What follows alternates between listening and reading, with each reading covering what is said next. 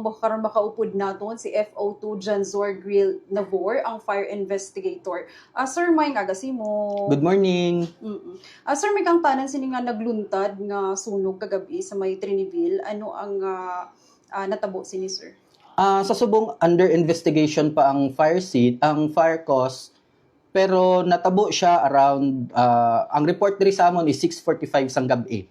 Sang December 24, 2025. Subong nga tuig.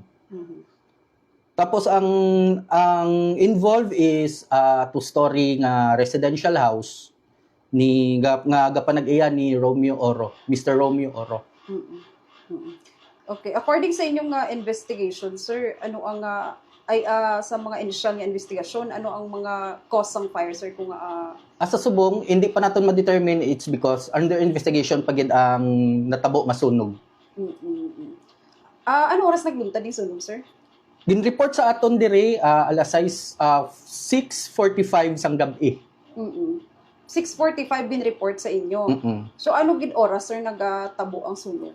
Ang hambal sang sang witness dito, ang natabo daw ang sunog is 6:30, around 6:30 sang gabi. Amo nang hambal nila sa amon. Okay. At ipag-abot nyo dito, sir, dako na ang sunog o ano? Dako na ang sunog, ara na siya sa fully developed stage.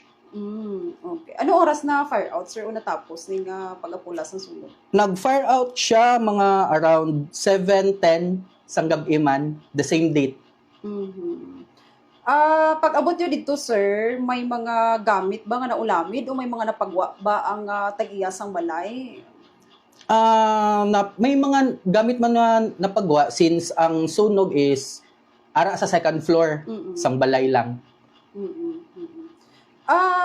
Pila damages, sir, o ma-determine nyo na ba? May ara na ba kamo sa ano kung pila ang danyos o kung damage hindi nga nasambit nga sunog, sir? According sa aton nga sa BFP Operations Procedures Manual, ang estimated damage pa lang is 3,225,000.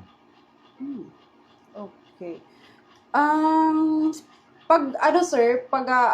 Aside sining monitoring ninyo sa sunog kagabi, may mga nagluntad pa ba nga mga incidents, sir, kamo nga na monitor since kagabi naga-celebrar kita sa aton nga Pasko? May mga other vehicular accidents pa nga mga nagluntad kagabi after sang responde naton sa sa sunog. Okay. Sige, sir, tagaan ta sang ligwa para magpanawagan sa tanan since karon na sa sunod nga mga semana magaselebrar naman kita sang aton nga bag-ong tuig. Panawagan, sir, sa tanan nga mga katawhan kag aton mga kamumpo. Good morning liwat sa tanan. Ang advice lang namon sa diri sa Coronadal City Fire Station, kung halin kita sa balay ta, please i-off nyo gid ang mga appliances. Kung pwede, i-off tagid ang plangka para wala sang electric current kung mag-flow sa aton nga balay.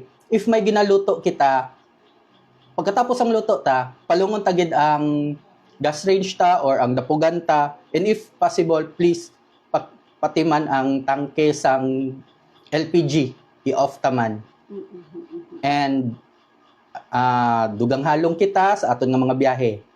Thank you and Merry Christmas. Happy New Year. Sir, last, pag halimbawa may mga amoy nagluntad ka insidente, sir, ano nga mga hotline ang pwede nila tawagan o ang pinakadasig na numero na pwede nila matawagan if in case, sir? If nga may mga accidents nga matabo or any pwede kita makatawag sa 0909-777-0744. Amo na siya ang hotline number ta diri sa aton nga stasyon. Okay. May aga, sir, kaga madamo. Salamat sa imo. Thank you and good morning liwat.